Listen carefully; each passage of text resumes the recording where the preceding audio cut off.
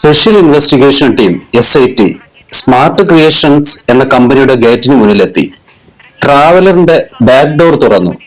കരുത്തനായ ഒരു ഉദ്യോഗസ്ഥന്റെ ഷോൾഡറിൽ ഉള്ള തൂക്കി വലി കൊണ്ട് ഉണ്ണികൃഷ്ണൻ പോറ്റി പിന്നാലെ ഓടിപ്പോവുകയാണ്. എന്റെ പൊന്നുമക്കളെ, ജന്മം ചെയ്താൽ ആരും മോഷ്ടിക്കല്ലേ, ഒറ്റ തള്ള കണ്ട സഹിക്കില്ല. മാധ്യമപ്പട പിന്നാലെ ഓടുന്നു. പോറ്റിയെ കണ്ട് ഒരു തമിഴൻ വിളിക്കുന്നു, തിരുടൻ തിരുടൻ. എന്തോന്ന്? കള്ളനെ, കള്ളൻ. ഞാനോ എന്റെ ചാനലോ ആരെയും അങ്ങനെ വിളിക്കാൻ തയ്യാറല്ല. പ്രത്യേകിച്ച് ഇന്നലെ വരെ ഭൂമിയിൽ ദൈവത്തിന്റെ പ്രതിപുരുഷന്മാരായി നിന്നവർ. ഇയാളുടെ ചെവിയിൽ ആവലാദികൾ പറഞ്ഞ ദൈവം കുറിച്ചു വെക്കും എന്നായിരുന്നു എന്റെ വിചാരം. എന്റെ ജോലി, എന്റെ കല്യാണം, എന്റെ നൂലുകെട്ട് എല്ലാം ഇവന്മാർ പറയണം. ഞാനേ എത്ര മണ്ടൻ.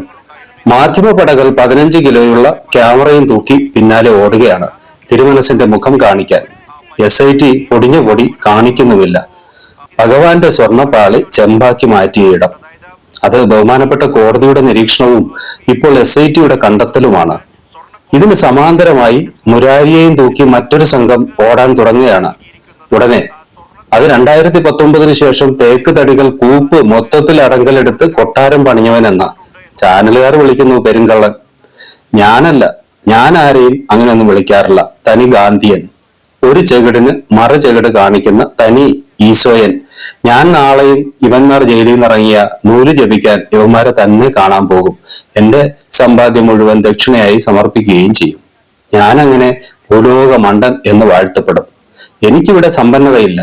എനിക്കുള്ളതെല്ലാം സ്വർഗത്തിൽ, വിഡ്ഢികളുടെ സ്വർഗം. ഞാൻ കണ്ട രാവിലത്തെ ഒരു വാർത്താ ചാനലിൽ ഞങ്ങളിതാ ആദ്യം അമിട്ട് പൊട്ടിക്കുന്നു എന്ന് പറഞ്ഞ് പോറ്റി വന്ന് ആന്റിയോട് പറഞ്ഞത്രേ ഗോവർദ്ധന് താൻ സ്വർണം കൊടുത്തെന്നും ഗോവർദ്ധൻ അത് ഇപ്പോ SITക്ക് തിരികെ കൊടുത്തുവെന്നും. 6 വർഷങ്ങൾക്ക് മുൻപ് നടന്ന ഒരു കാര്യം. സ്വർണ്ണ വ്യാപാരിയായ ഗോവർദ്ധൻ ഇപ്പോഴും SIT ചെല്ലുന്നത് നോക്കി തിരിച്ചു കൊടുക്കാൻ ആ സ്വർണം പൊതിഞ്ഞു കാത്തിരുന്നു ആന്റി. അതോ ഉരുക്കി പണ്ടങ്ങളാക്കി വിറ്റു കാശാക്കി കുറച്ച് അതിൽ നിന്നും കമ്മീഷൻ പോറ്റിക്ക് ദക്ഷിണയായി കൊടുത്ത് പുണ്യം നിരന്നു വാങ്ങി കാണുമോ? അതല്ലേ നാട്ടു നടപ്പ്.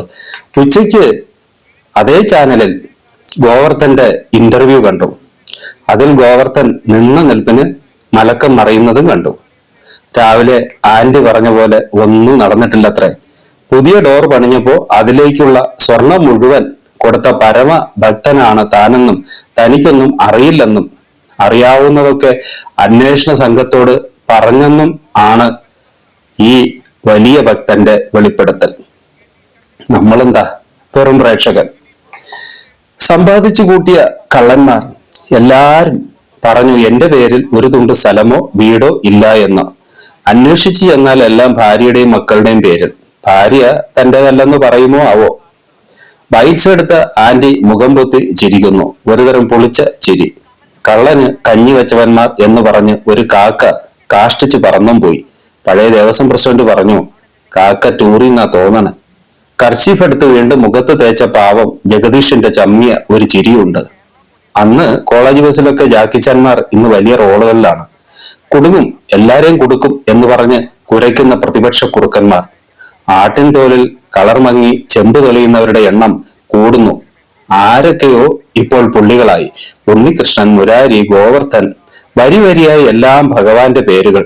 മക്കളുടെ ജാതകം ഗണിച്ച് ഭാവിയിൽ കള്ളനാവുമെങ്കിൽ ഈ ത്രികാലജ്ഞാനികളുടെ അമ്മച്ചിമാർക്ക് വല്ല വെള്ളംകുടി ബാബു എന്നോ മുള്ളൻകൊല്ലി വേലായുധനെന്നോ ഇത്തിക്കര പക്കി എന്നോ പേരിടാൻ പാടില്ലേ? അതോ ജാതകം എഴുതിയില്ലേ? ബാക്കി ഭൂലോകത്തുള്ളവന്മാരുടെ തലയിലെഴുത്തുകൾ എഴുതി കൊടുക്കുന്ന കൂട്ടങ്ങൾ.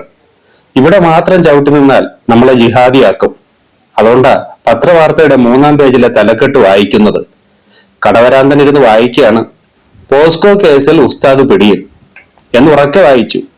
കൊച്ചു പയ്യന്മാരെ നോട്ടമിട്ട് താടി തടവിയവൻ മുഖത്ത് ഇപ്പൊ തുണിയിട്ട് കുനിഞ്ഞു നിൽക്കുന്ന ഫോട്ടോ പത്രത്തിലുണ്ട്. മതങ്ങളെ സൃഷ്ടിച്ച മനുഷ്യരുടെ കഥകളിൽ ശ്രദ്ധേയമായ മറ്റൊന്ന്, പള്ളിയിൽ അച്ഛൻ വിശ്വാസിയെ കിണറ്റിലെറിഞ്ഞ് കൂടെ ചാടിയെന്ന്.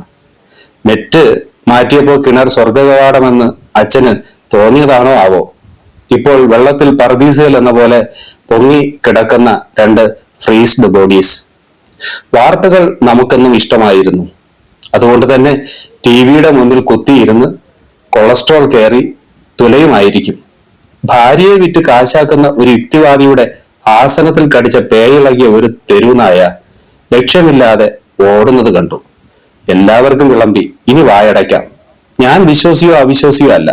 ഞാൻ പ്രകാശരൂപിയാണ്, ആത്മപ്രകാശമാണ്. അതകത്തും പുറത്തുമുണ്ട്. ഞാൻ എന്ന് എന്നിൽ മന്ത്രിക്കുന്ന എന്റെ ദൈവത്തിന് കോണക കൊടുത്തവന്മാരുടെയും ലോഹ ഇട്ടവന്മാരുടെയും റെക്കമെന്റ് വേണ്ട. അത്രയേ ഉള്ളൂ. താങ്ക്സ് എന്ന് പറഞ്ഞ് അയാളും പോയി. നമുക്കിനി മറ്റൊരു വാർത്ത കാണാൻ പോവാം, അല്ലേ? അപ്പോ താങ്ക്സ്.